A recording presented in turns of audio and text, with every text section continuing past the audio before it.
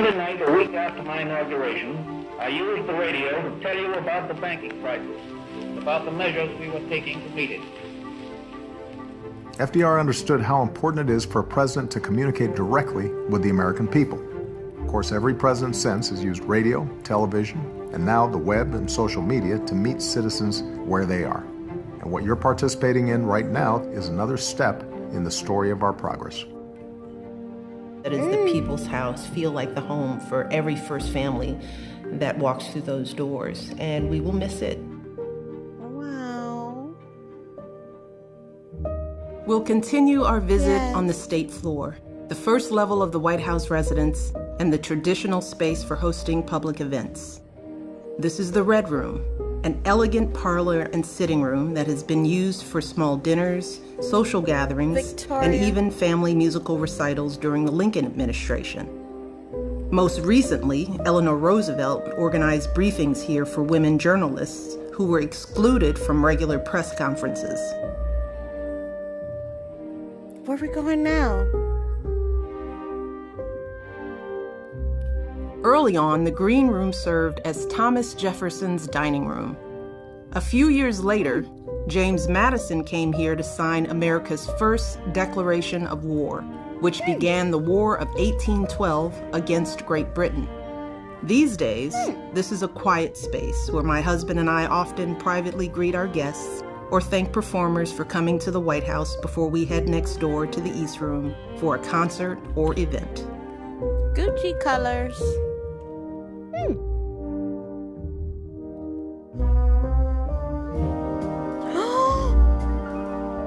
Over the years, the East Room has hosted countless state dinners, concerts, and other important moments in American history. Musicians like Itzhak Perlman, Dizzy Gillespie, Gloria Estefan, Stevie Wonder, and Melissa Etheridge have performed here.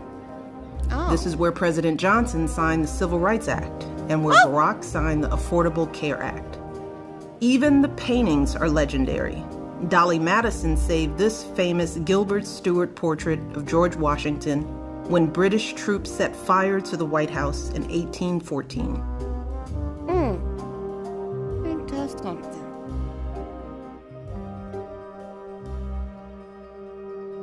On the ground floor, the Vermeer Room honors previous First Ladies who have lived in this home and blazed a trail for the rest of us.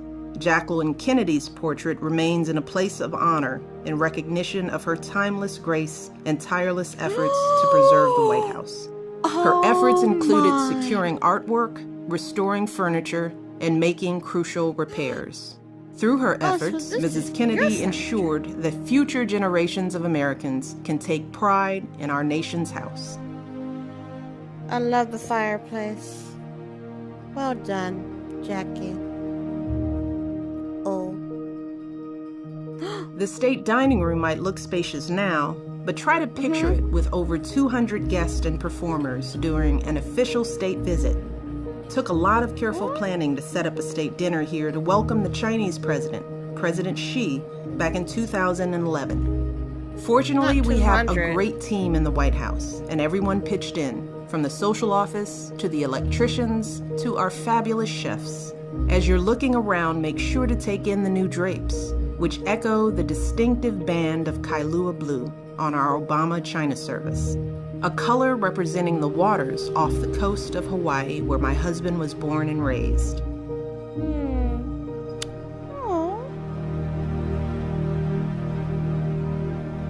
Wow.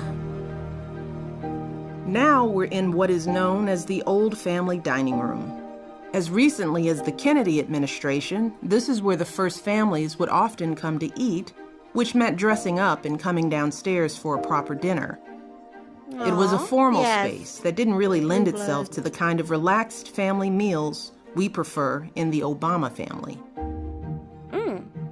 This room was never a part of the official White House tour. And because we wanted to broaden the tour and show more of the White House, this was the room that was primed for renovation and remodel. This is one of the few places where we're really getting to showcase modern and abstract art. And my favorite piece in the entire room is Alma Thomas's piece, Resurrection. It's a beautiful, vibrant painting that, represents hope and possibility, which is an important theme of this administration. But it's also important to me because Alma Thomas is the first female African-American artist to have her work be a part of the White House collection. So that's an exciting part of the story of this room.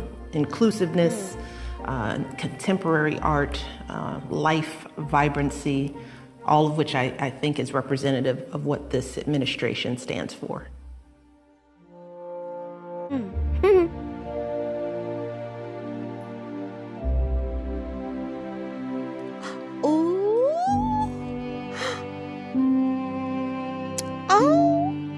In the residence, the place that always inspires me is the Lincoln bedroom.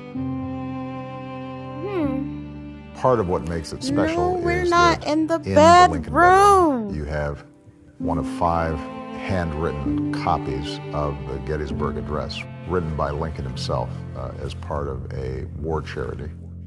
To be able to read the Gettysburg Address late at night, if you're feeling a little frustrated with the job, to see his writing, the brevity and the power of that speech, to reflect on the burdens he carried, and the awesome responsibilities and the eloquence and grace with which he responded to the most important crisis of our nation's time on this earth. That has always been something that I have appreciated, and I suspect that on the last night before I leave here, there'll probably be someplace where I spend some time. Look at that ashtray. It's been the privilege of my life to serve as your president and commander-in-chief. The country's changed a lot in the 8 years that we've been fortunate enough to call the White House home.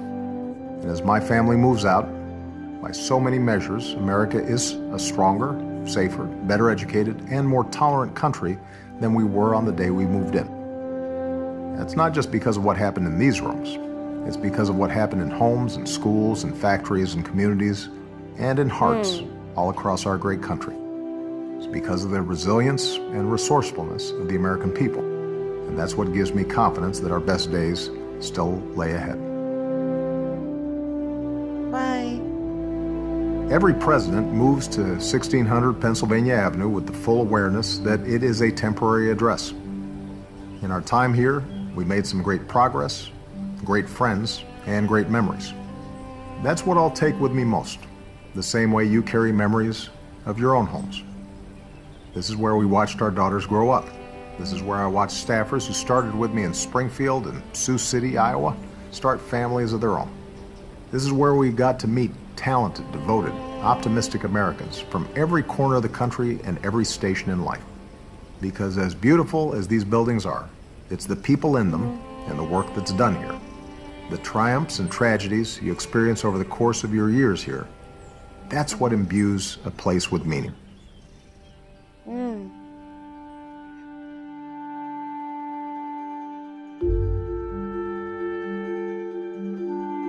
Well, that's the end of my experience for the Washington House, being at the Washington House on the YouTube 360 VR.